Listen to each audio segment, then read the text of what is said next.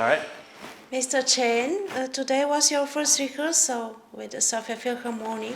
What are your impressions? Oh, I had a wonderful rehearsal, and it's the first time, of course, in Bulgaria with the orchestra as well, and it's been really great. I've been feeling very welcomed here. The musicians are wonderful.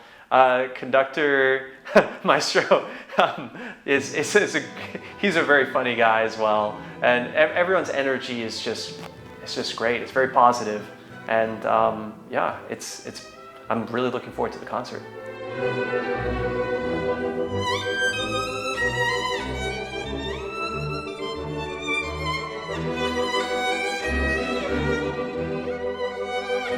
Do you have a favorite composer who is closest to your heart?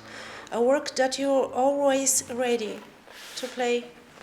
There are a few composers that I resonate with more, and they tend to be romantic era composers. There's something about the romantic period that I find very relatable in terms of not like Valentine's Day romance, but like in terms of this great vision in the works, and of course Bach, I think, would be an exception to that. He's also very, very high in my mind in terms of like having vision as well. But yeah, it's there are a few violin concertos as well that are always ready to play. Mendelssohn is definitely one of them. I first started learning this piece when I was, I think 10 or 9 or 10 years old, 10 or 11 years old. I can't remember, but it's been with me ever since. And through competitions, through auditions, and now, performing all over the world. Yeah, each time I play it, it's like seeing a reflection of myself, and it's interesting to see how I've grown each time I play it.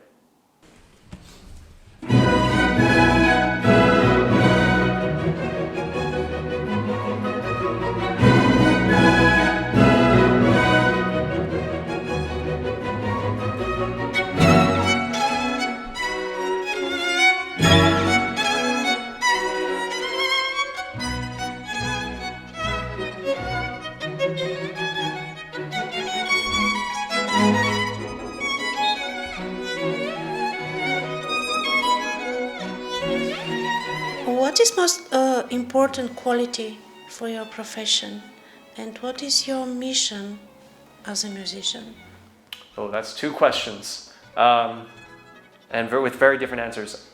I think that the most important quality in a musician is to be able to share who you are. And so that involves communication through music. And for me, sharing, I think some people choose to share a different side of themselves. For me, I'm not that kind of person. I like to share who I am. And so that involves a lot of, thinking about who am I. So, and removing friction. A lot of people are battling themselves. They spend a lot of time fighting unnecessary battles, and I like it's like a bit like you're pedaling and braking at the same time, and that's unnecessary. A lot of people don't even realize it. But removing friction within yourself is so great. It's so relieving. It enables you to learn things faster. You open up capacity. You are able to take on more things, be less stressed, and just, be open about who you are.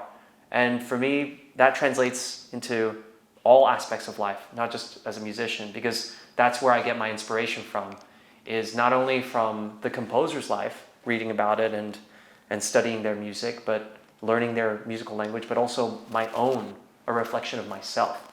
And so the second question, what is the most important what kind of impact do I want to make? That's what is most important to being an artist, I think, is positive impact. I measure my own personal success with how much positive impact that I've been able to make to people. And so that's why I started doing social media. I mean, it's one thing to play in a concert hall to 1,000, 2,000 people, but through social media you get to reach out to a lot more people, especially those who might not necessarily be coming to the concert halls.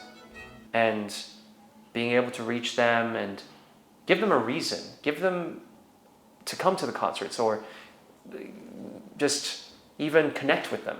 That is something that, as an artist, we should be doing. Communicating, connecting with people. It comes down to that.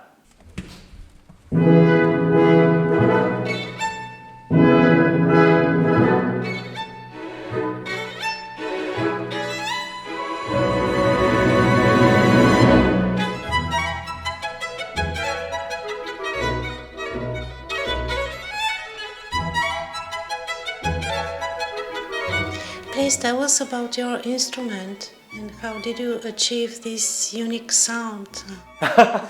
Well, I like to think about the instrument as being a source of inspiration that we learn from.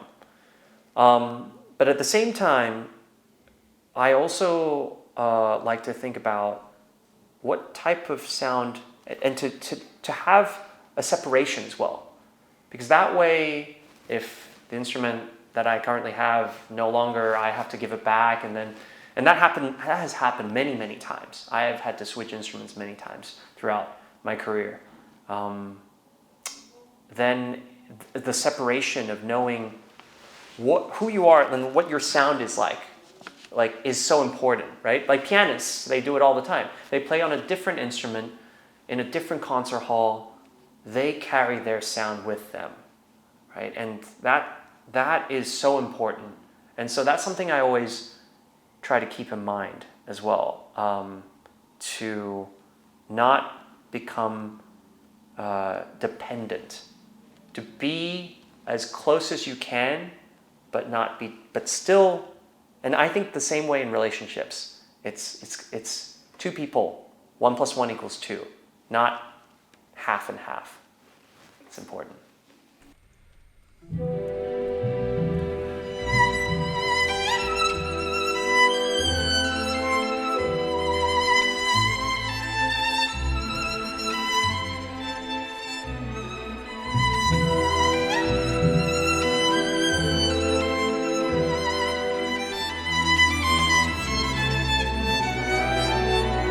Which violin player of yesteryears do you most wish you could have worked with? Oh, David Oistrakh, no question.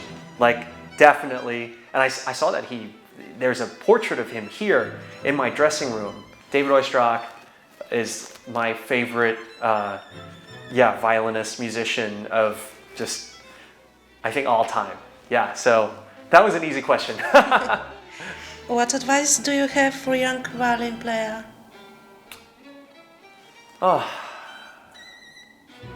Advice for young musicians in general is that, well, it depends on what age. I think there's a lot to think about, and to take things step by step.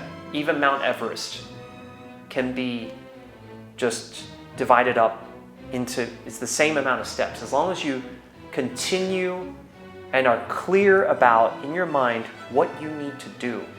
For a lot of us, for example, I'll give you an example. Like, a lot of us procrastinate. We leave things till the last minute, and we decide, I don't want to, we put it off, right? This isn't even like how to practice or how to perform, but just how to get your instrument out of the case and practice. Well, it's because mostly our objective is too big to be achieved in one practice session. For example, like, I want to get this piece to performance ready, or I want to memorize this piece. That's not achievable in one practice session. And so our minds naturally decide to not want to go in that direction. It's not achievable, might as well put it off. And we keep putting it off, but what we're doing is actually holding ourselves hostage to who we could be, the most ideal version of ourselves, and we're our own worst enemy at the end of the day. So changing the objective to I'm going to, and then you insert something that's very achievable. I'm going to play a scale, one scale. I'm going to tune my instrument and then complete that. That's one step. The second step is I'm going to play the first section of this piece. That's the second step. That's all you need to do. Think in steps. And even a huge task can be divided that would require 1,000 steps. It's still 1,000 steps. As long as you keep one step at a time, you'll eventually reach there. If you had to describe your character in musical terms, who would it be? Who would it be? Musical term, your character. Yeah. Describe. Yes. What would it be? Vivace? Yeah. I think my musical character would be, something like a mixture of. Well, it depends on what is needed. I think that it's hard to describe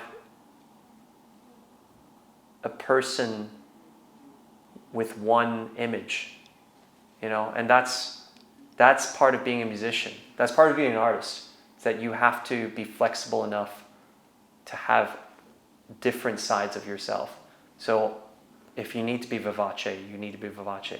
If you need to be, kind of sostenuto, tenuto, or something like that, then you need to have that perseverance. And if you need to be sort of grave, you do that. It's whatever is needed of you. Yeah, you're in service to the music. Thank you. Thank you.